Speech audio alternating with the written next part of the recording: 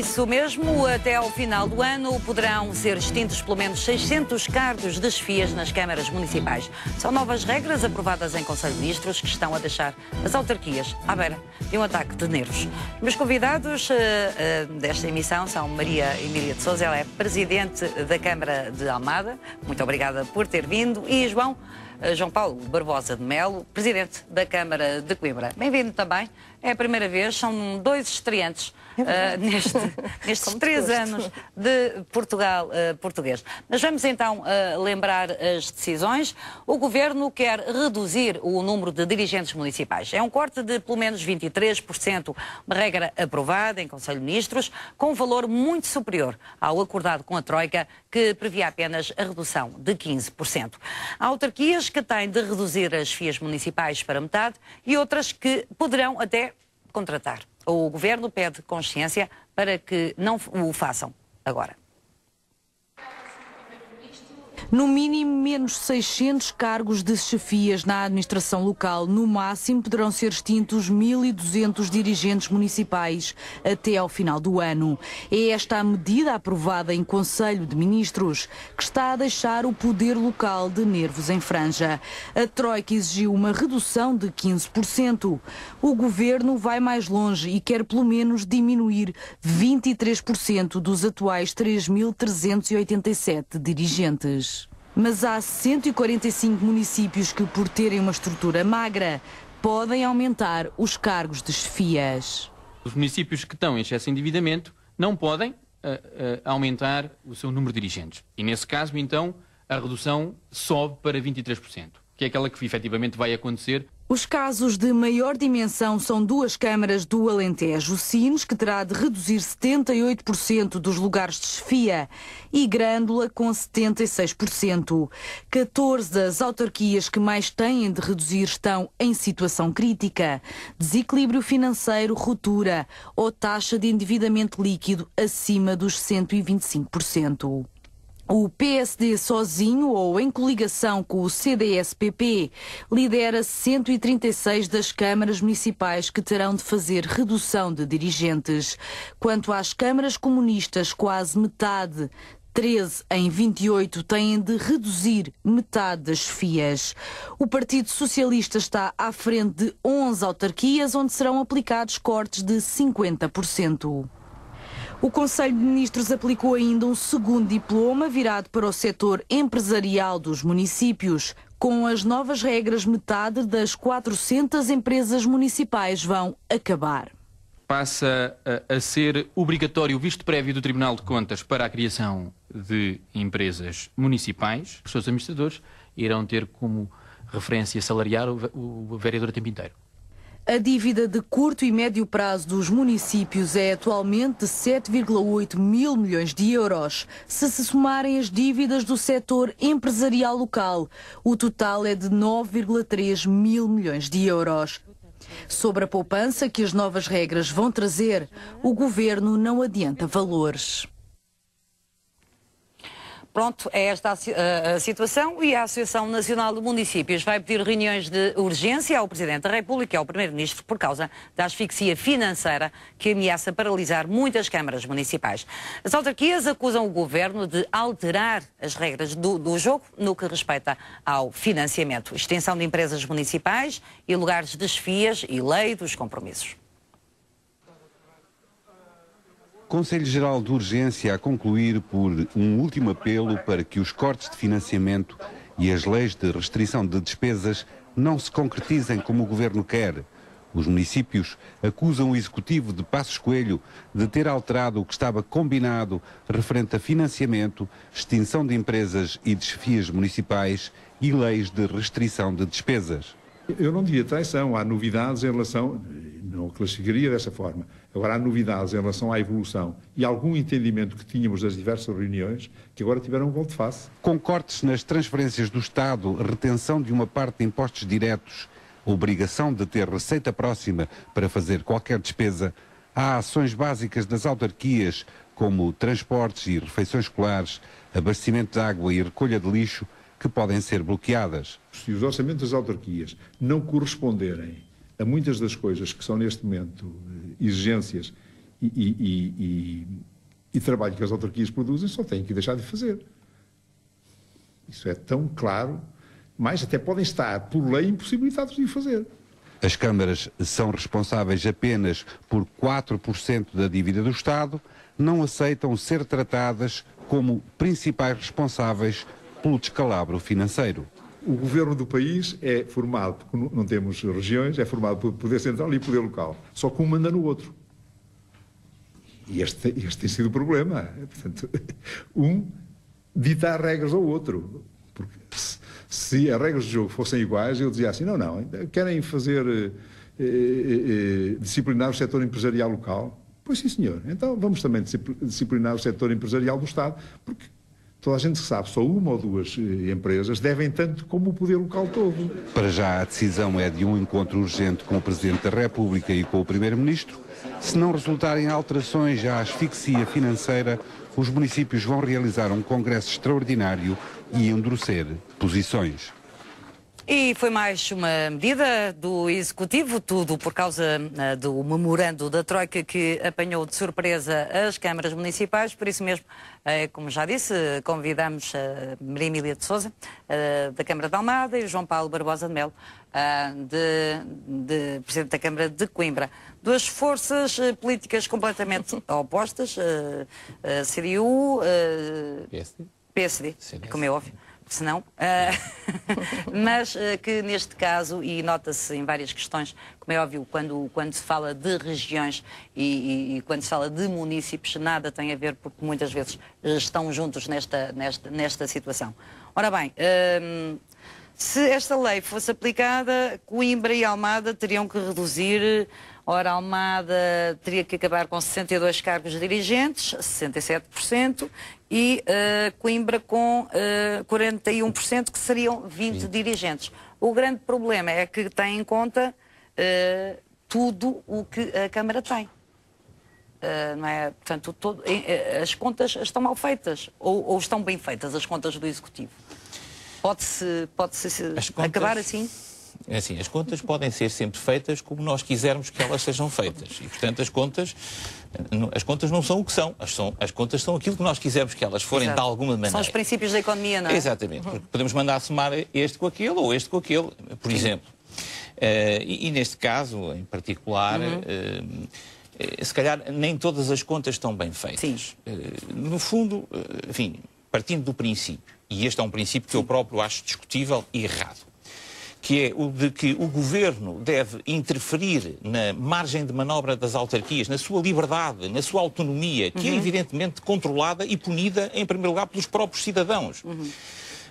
Se deve aí meter, e até onde é que se deve meter? Esta é a pergunta que está aqui. Exato. O que eu acho, e julgo que há uma enorme unanimidade em todas as forças políticas entre os autarcas portugueses, é que o Governo está a ir longe demais naquilo em que está a querer controlar. Exato, portanto, aliás, já está a exceder, mais uma vez, diria eu, quase, o que a Troika pede. Por simples não. Sim. Não é? Eu gostava de primeiro felicitar a Paula Magalhães, porque, enfim, sou uma telespectadora atenta aos seus programas, embora só esteja aqui pela primeira vez. E também queria cumprimentar o meu colega da Câmara de Coimbra, e de facto os autarcas são pessoas que, em primeiro lugar, põem à frente de tudo os interesses das populações, e por isso as unanimidades que nós conseguimos em sede, enfim, de congressos, etc., são notáveis. Porque o que nos une é o trabalho em benefício das nossas populações. Eu acho que este programa, o Portugal Português, pode dar aqui uma grande ajuda também, porque de facto o vosso programa é muito popular, chega a muita gente de todos os estratos sociais, e o que me parece é que é necessário um grande esclarecimento sobre a situação que aí se está configurada. Não está decidido, porque o Governo decidiu, remeteu à Assembleia da República há uma proposta de lei que já deu entrada na Assembleia da República, ela terá que ser discutida pelos deputados da República. Nós desejamos que os deputados da República façam nesta proposta de lei grandes alterações e que nos chamem, que nos ouçam para melhor poder exercer a sua missão. E que, naturalmente, o Sr. Presidente da República também aqui tenha um papel determinante, não é? No sentido daquilo que é mais adequado à nossa realidade e ao nosso país. Porque, como dizia o meu colega, o Barbosa Miguel, de facto, esta lei põe em causa a autonomia do poder local, portanto, põe.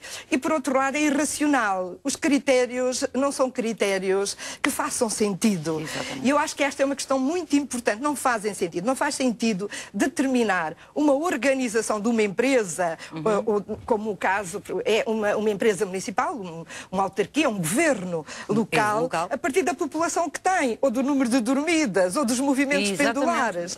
Dos turistas, depende de tudo e de mais alguma coisa, agora, não é? Até posso juntar aí qualquer coisa. Porque esta lei, enfim, diz, bom, não é só a população, vamos juntar à população os movimentos pendulares e vamos juntar o número de dormidas turísticas.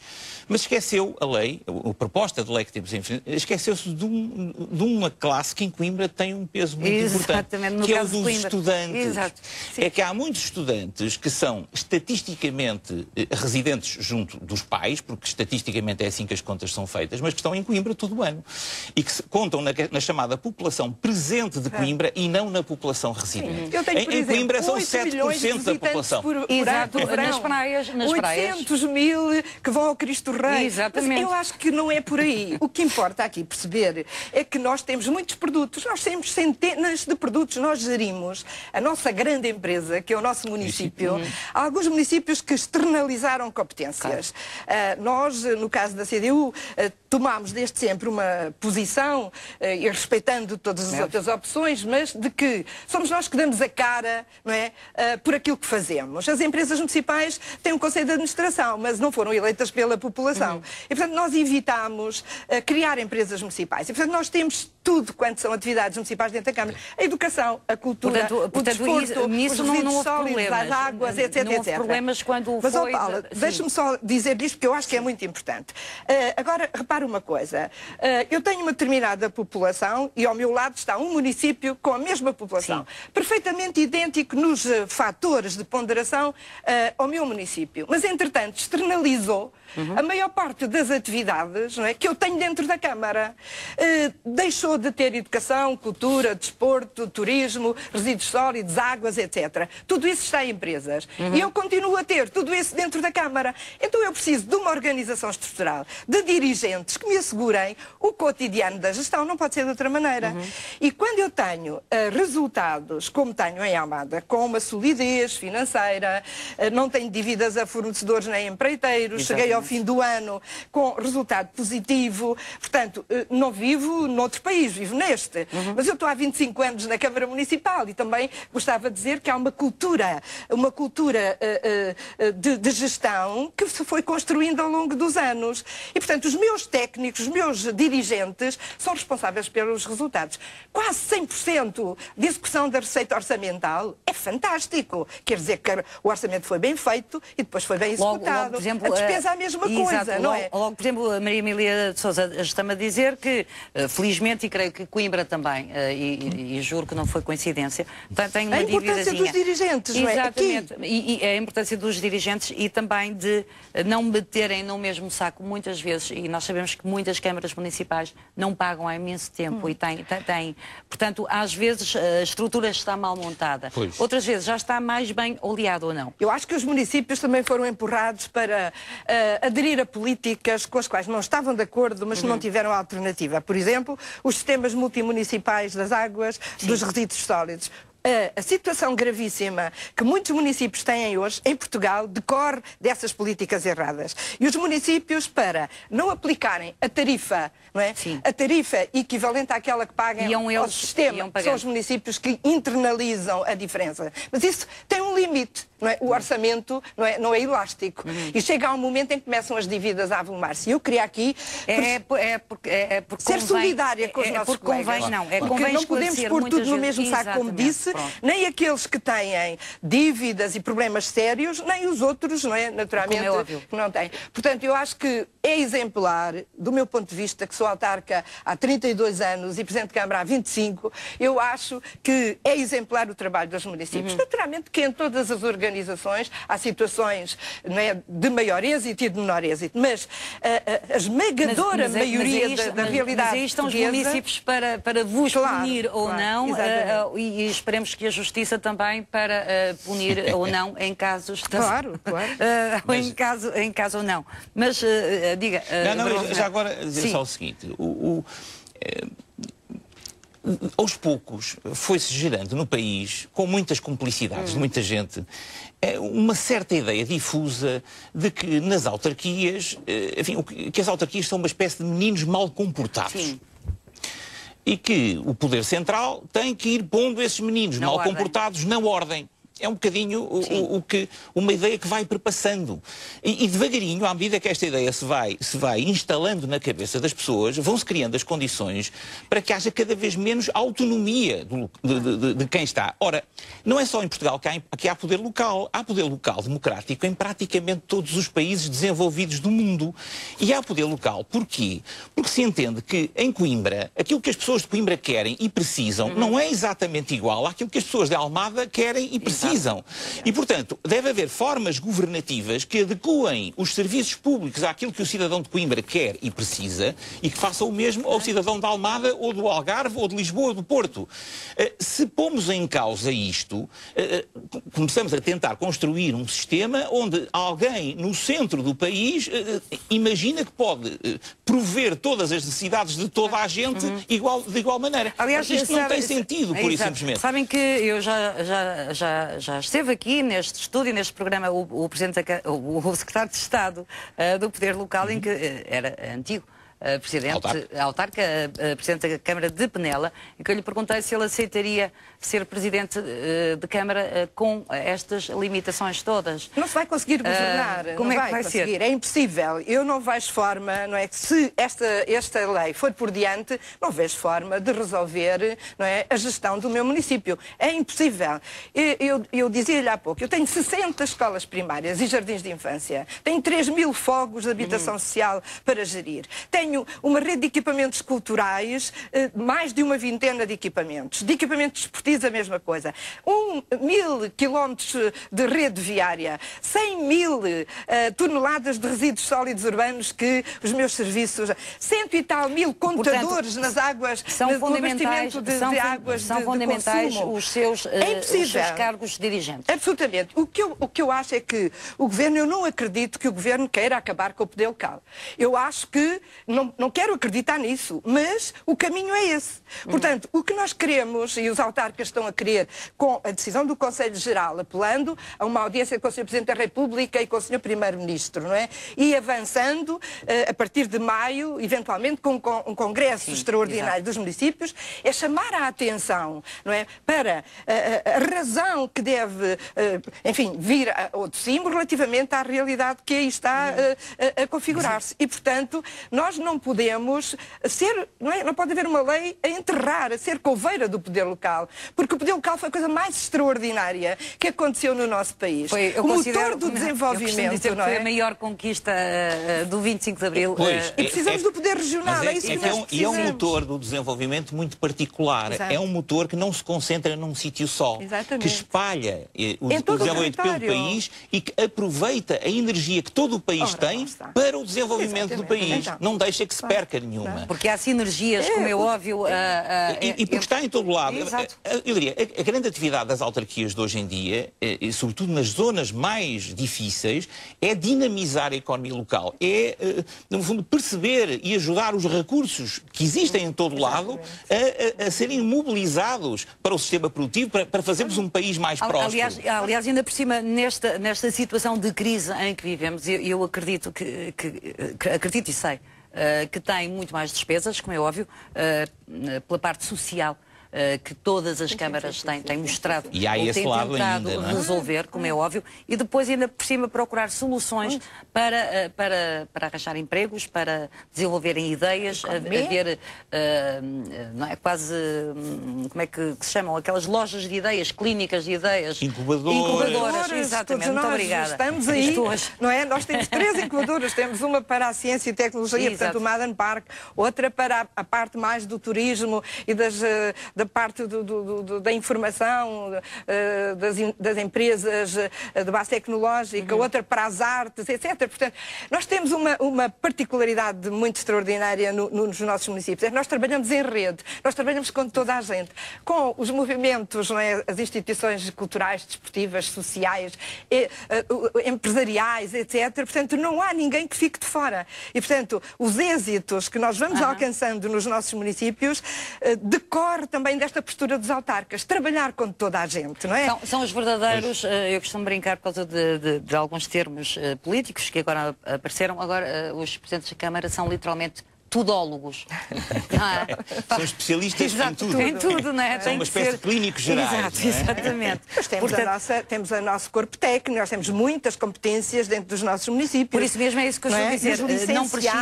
Não prescindem destes dirigentes que os ajudam a ter estes êxitos. Eu vou dar um exemplo. Enfim, vamos ver. O João Paulo Barbosa Melo também não prescinde dos seus dirigentes. Vamos ver.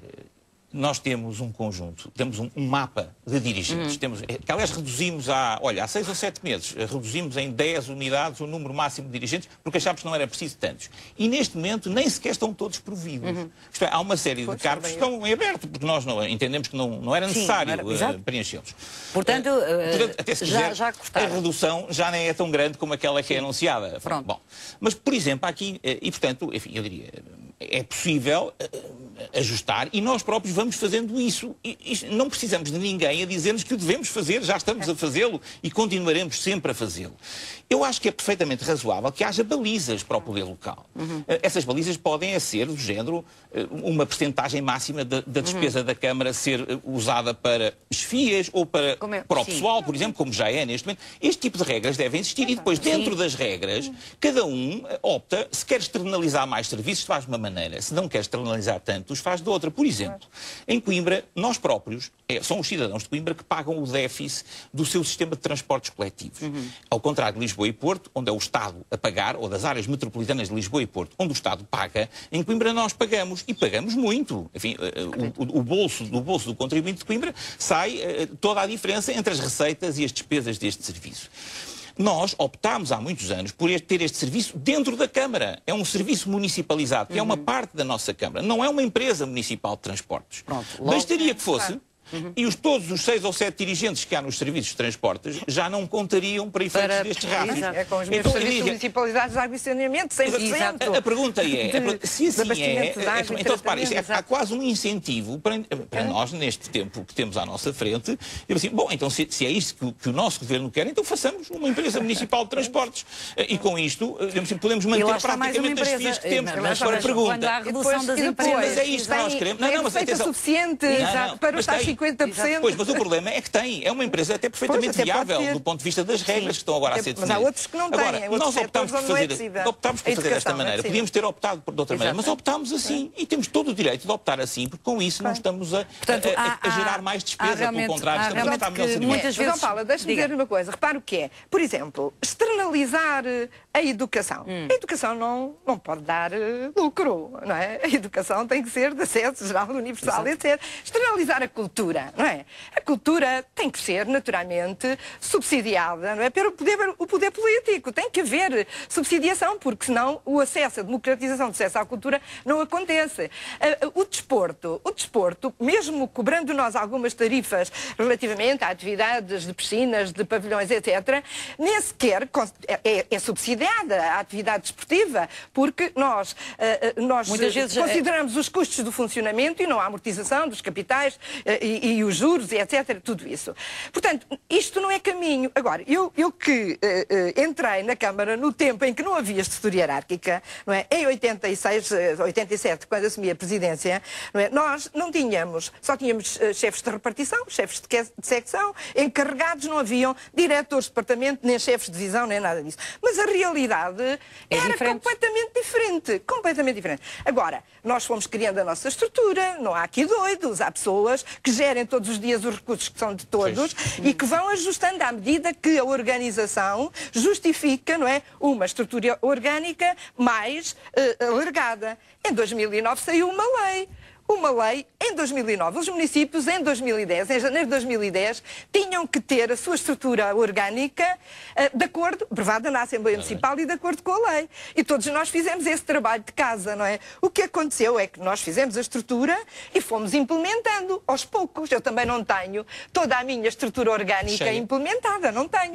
Agora, o que se diz é que eu não tenho toda implementada, mas tenho que reduzir o número de lugares que estavam preenchidos em dezembro de 2011. Isso é absolutamente impossível. Não é possível gerir a Câmara Municipal de Almada e os serviços municipalizados com estes critérios e com estas regras. E por isso é que nós, Portugal português, ajudem-nos, não é? E chegar ao Sr. Presidente da República, ao Sr. Primeiro-Ministro, aos deputados da Assembleia, não é?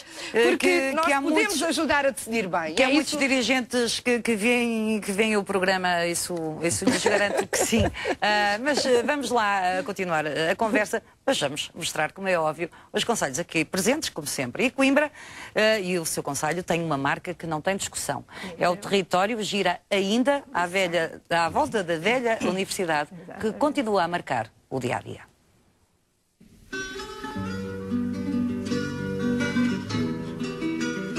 Antiga capital do reino, baluarte da independência e da nacionalidade, Coimbra é, antes do mais, cidade de uma das mais velhas e prestigiadas universidades da Europa. A velha torre domina o casario e o município de 31 freguesias e cerca de 143 mil habitantes. O ensino superior e saber fundado em mais de 700 anos impõem-se como principal marca. O cotidiano é rico em manifestações de pura tradição e revivalismo e, em simultâneo, das mais avançadas práticas na área da saúde e do seu ensino. A história e o contraste entre tradição e modernidade serão também responsáveis por uma espécie de nostalgia que se sente em cada esquina do velho burgo e até nos territórios mais rurais, seus dependentes. O fado, com marca e código próprios e a ligação emocional que fica em milhares que entregaram a juventude a Coimbra, resulta num reconhecimento universal de uma cidade de referência da região centro, com capacidade de influenciar o viver nacional, mas muitas vezes arrastando problemas que a colocam na periferia das decisões nacionais. Um bom exemplo é a construção do metro Mondego, cujo ritmo arrastado leva dezenas de anos, ou as próprias ligações rodoviárias, complicadas por soluções tardias ou adiadas por conjunturas economicamente desfavoráveis. Centro de excelência de saber, de serviços, mas com declínios notórios na produção industrial e no emprego, o concelho fez crescer o aglomerado urbano a um ritmo vertiginoso nos últimos 40 anos, mas a intensa ocupação dos sítios da antiga periferia parece agora ter parado, com consequências diretas na economia. Não se perderam as referências do Mondego, da escrita, das artes e do centro histórico de ruas estreitas, das repúblicas de estudantes, das tabernas e dos sítios onde se respira tradição, mas já há zonas no casco mais antigo com problemas de despovoamento e exclusão social. A cidade mudou, conservando os seus registros mais tradicionais e cultivando outros, mais modernos. O que não muda é a sombra da velha universidade e uma nostalgia própria que a projeta no país e no mundo. Talvez por isso se cante que chega a ter saudades de Coimbra quem nunca nela viveu.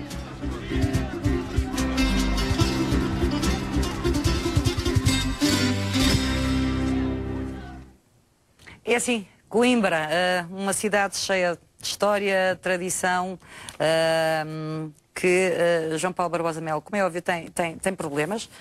Tem problemas, nomeadamente na parte mais antiga da cidade, só que lá está. Às vezes as culpas nem todas são da Câmara e quase começávamos a falar do IMI já aqui, quase. mas Coimbra, como é óbvio, visitem Coimbra, como eu costumo dizer. Está diferente se não vai lá há quantos anos? Eu já lá fui. Mas tem.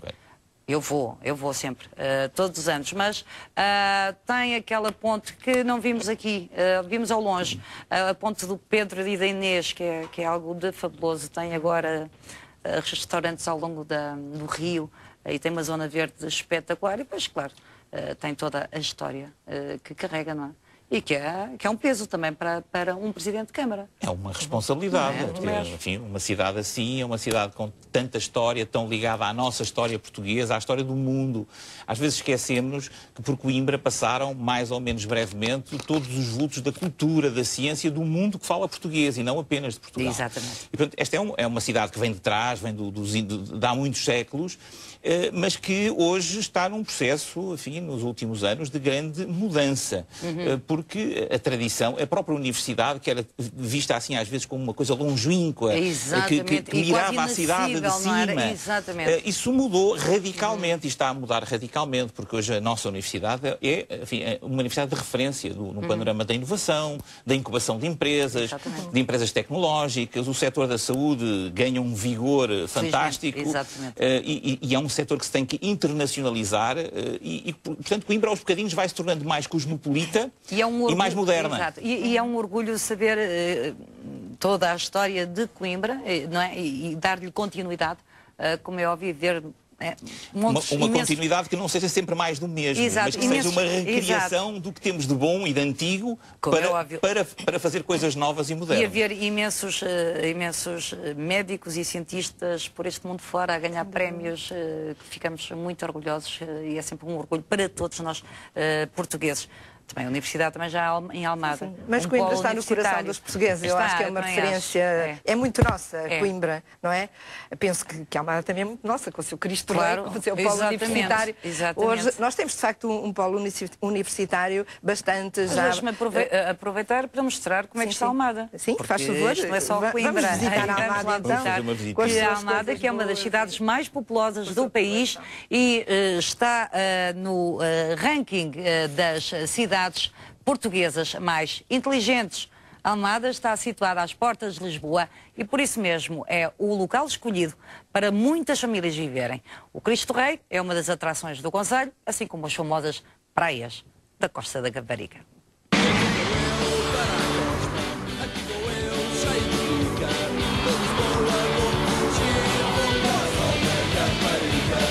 O Portugal português veio até à Costa de Caparica num dia de sol.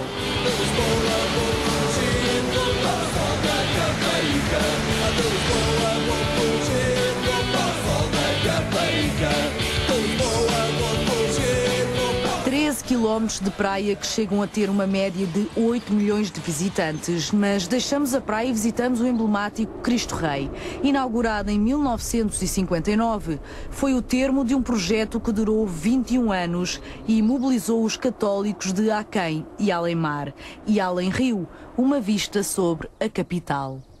A Almada teve um grande crescimento nos últimos anos e é já a 9ª cidade mais populosa do país, com cerca de 170 mil habitantes. A maioria atravessa o rio todos os dias para trabalhar em Lisboa, mas nem por isso as ruas ficam menos movimentadas. E por falar em ruas, falamos da mobilidade, uma grande aposta da autarquia. O Metro Sul do Tejo atravessa a cidade, um investimento de milhões de euros que tem como objetivo facilitar a mobilidade e tirar os carros do centro.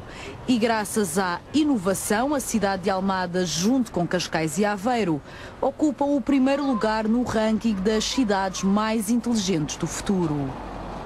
O comércio de rua é que já teve melhores dias, com as grandes superfícies a fazerem concorrência. Os comerciantes queixam-se da falta de clientes. São as grandes empresas e os serviços as fontes de rendimento do concelho. O rio sempre teve um papel importante para o desenvolvimento de Almada. Em tempos, a pesca foi determinante. Hoje em dia já são poucos os pescadores que resistem. De ligação estreita com o rio e o mar, são 35 quilómetros de relação com a água, numa costa banhada pelo Oceano Atlântico e pelo Rio Tejo. E agora apetecia mesmo era metermos realmente neste cacilheiro e irmos até Almada. Uma bela viagem. É uma das viagens que eu acho fascinantes e confesso que prefiro estes velhos que andem mais lentamente do que os novos. Muito agradável, uma viagem de cacilheiro, é sem dúvida.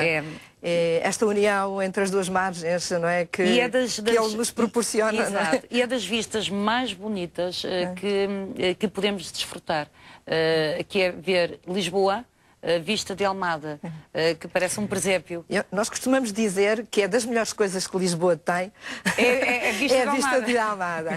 Mas eu gostava de dizer, de facto, Coimbra é uma grande referência para todos nós, enfim, portugueses, e, enfim, também pelas particularidades, né, que ao longo dos anos, né, nos foi oferecendo. Mas a Almada, por vezes pode-se pensar que é um concelho dormitório, que é um concelho... Não, Almada tem... o primeiro povoado da Almada data de 3.000 anos antes de Cristo. E a Almada tem o seu foral, não é? Desde, enfim, Dom Sancho I, não é? Há 600 anos. Portanto, a Almada tem uma identidade muito forte e, naturalmente, a população de Almada é uma população muito associativa. Almada é um território onde quem chega fica surpreendido porque as pessoas se cumprimentam na rua, se relacionam. É muito bonito. Bastante. E depois passou desta cidade, esta cidade que foi crescendo. Repare que nós em 1970 tínhamos menos 60% da população que temos hoje, não é? Já tínhamos a ponte. E, portanto, o concelho foi crescendo. Mas com enfim, a extinção, o encerrar de empresas, todos nós lembramos as empresas produtivas, das pescas, da indústria naval, das cortiças e por aí fora, tudo isso foi fechando. E a Almada foi capaz de dar a volta por cima e apostou, naturalmente, noutros segmentos das atividades económicas. Tem um polo universitário muito robusto, temos 7 estabelecimentos de ensino superior em Almada. Avançámos para um parque de ciência e tecnologia, o Maden Park, e neste Maden Park nós hoje, a Câmara, a Universidade, a Faculdade, a Uninova, nós temos 60 empresas sediadas e voltadas para a internacionalização. O que é muito bom. É uma coisa extraordinária, não é? Mas a par disso, eu acho que, a Paula disse há bocadinho, o filme falava dos pescadores. Nós, de facto, sendo uma atividade económica que não tem hoje a pujança que teve, enfim, há muitos anos atrás, mas tem uma importância muito grande neste nosso território. Há um carinho muito grande que nós damos a esta atividade económica, também à agricultura, sendo o setor primário, enfim, quase residual nas atividades económicas do concelho, mas tem uma importância muito grande, muito grande. E agora com esta necessidade que nós temos, não é, da agricultura biológica, dos produtos naturais, etc., ganha ainda maior importância e adesão por parte das pessoas, não é? Estas novas necessidades. Não é só Coimbra que tem os terrenos para plantar e ter ótimas... E não falamos em gastronomia desta vez, não sei o que é que se passou. É pena. Pronto, mas é melhor também não falar nesta altura. Mas realmente, porque depois esta crise podem, e infelizmente estamos quase a acabar o programa, mas pode ou não pode também, mesmo estas adversidades que as câmaras têm e que os municípios têm e que vocês sentem, pode também ajudar ainda a renovar mais velhas atividades. Eu acho que os autarcas são grandes sonhadores. Os autarcas são pessoas, não é, muito entusiasmadas em transformar o cotidiano da vida das populações. É o sonho, é a vontade de transformar, de ir à frente, de resolver, que nos anima. E nós transformamos problemas, não é, em potencialidades, em soluções. É verdade, isso é o nosso cotidiano. E o que nós não queremos é que nos cortem as pernas e que nos cortem as asas ao sonho, não é? Portanto, é fundamental que nos deixem continuar a ser esta gente de missão, empenhada em transformar a vida, em apostar nos nossos jovens, nossas crianças, em que os velhos envelheçam com dignidade. Eu acho que é o sonho de todos nós que estamos nesta missão autárquica. Exatamente. Não é? Mas, sim, mas sempre, vamos lá ver, sentindo todos nós autarcas, um grande sentido de responsabilidade e de solidariedade com o país. Claro. Isto é, o país está em graves dificuldades, todos sabemos isso. E evidentemente que as autarquias terão que dar o seu contributo para tirar o país deste buraco financeiro em que estamos metidos. E não contribuíram para o buraco. Mas os autarcas são pessoas... É residual. É residual. Agora, mas os autarcas são pessoas muito conscientes disto. E evidentemente que isto, como às vezes parece, a tal ideia dos meninos mal comportados, ou de um grupo de gente que, se puder, faz as obras mais megalómanas e mais, enfim, e mais sem clientes. Isto não corresponde, na esmagadora maioria dos nossos municípios, não corresponde de todo à verdade. É preciso manter esta... Fala das autarquias sem saber do que está a falar. Para ser um bom autarca... Eu costumo dizer que muitas vezes nem sequer conhecem os sítios quando... É que é preciso gostar muito do seu município, muito do seu território para ser um bom autarca. Eu diria, é a primeira e mais importante pré-condição. E gostar das pessoas, gostar daquela gente e daquele espaço. Gostar de ver as pessoas crescerem. E isto não se consegue nem de Lisboa, nem de nenhum outro sítio que não de lá.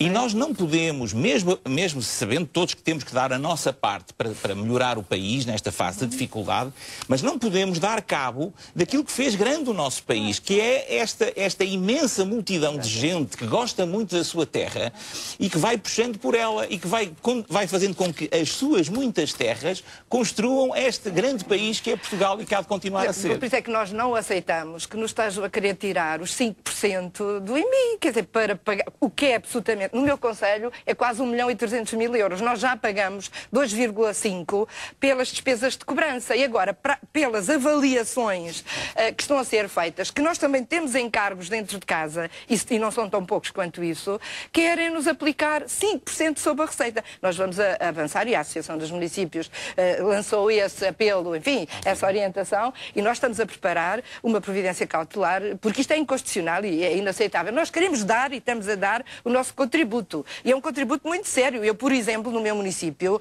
reduzi mais de 4,5 milhões de euros em despesas de funcionamento de um ano para o outro. Então isto não é um contributo, não é? Para o país. Então, estamos todos a fazer isso. Estamos todos a fazer. Agora, é preciso que haja, para se poder gerir o que quer que seja, um mínimo de estabilidade, um mínimo de confiança naquilo que é o futuro. Se eu neste momento, assim, quais são as receitas do município de Coimbra no ano que vem? Ninguém faz a mais pequena ideia, porque de repente pode vir alguém e resolver tirar 10 ou 20 milhões por qualquer motivo. Não pode ser. Assim ninguém consegue gerir. Portanto, assim, basicamente é viver na corda bamba.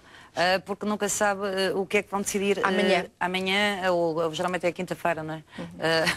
Mas esperamos que com programas destes, com a posição da Associação Nacional de Municípios, seja possível pôr as pessoas a refletir sobre isto e arrepiar caminho. Haja ponderação, sempre mantendo o sentido para de solidariedade com o que se passa no país e com as dificuldades que o país passa, mas sem destruir esta enorme obra, este enorme pulsar de criatividade que é um autarca espalhado por todo o território português. Portanto, e nós já falamos também sobre a redução de freguesias, sobre a redução também de câmaras municipais neste Portugal português, mas o que é fundamental, o que vocês acham é que vos estão cada vez mais a tirar direitos? Recursos e condições para servir as populações, desempenhar a nossa missão. Em vez de haver uma descentralização como havia há uns anos atrás, não é? De serem responsáveis pela saúde, pela educação, não é? Pelas competências próprias, porque existe a lei das atribuições de repente, daqui a nada tem os deveres, mas não há dinheiro para os deveres. Mas eu pessoalmente, aquilo que me parece mais trágico, o que me parece mais trágico é estarmos a aproveitar esta ocasião de dificuldade do país para reduzir aquilo que é o bem mais precioso destes 38 anos, que é o grau de autonomia. Para reduzir a autonomia do poder local. Se nós reduzimos a partir de um determinado ponto a autonomia do poder local, ele deixa de fazer sentido.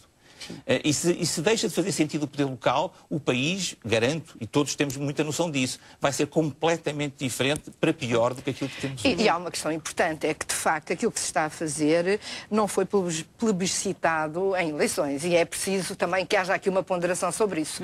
Portanto, nenhum dos partidos anunciou na campanha eleitoral, não é, que ia reduzir freguesias, que ia reduzir municípios, que ia tirar competências, etc, ter recursos. E portanto eu acho que é preciso uma reflexão e uma ponderação muito séria sobre o caminho que está a ser seguido, porque precisamos, como dizia o colega de Coimbra, de confiança. É uma questão fundamental. Nós, no país, temos que reinstalar a confiança.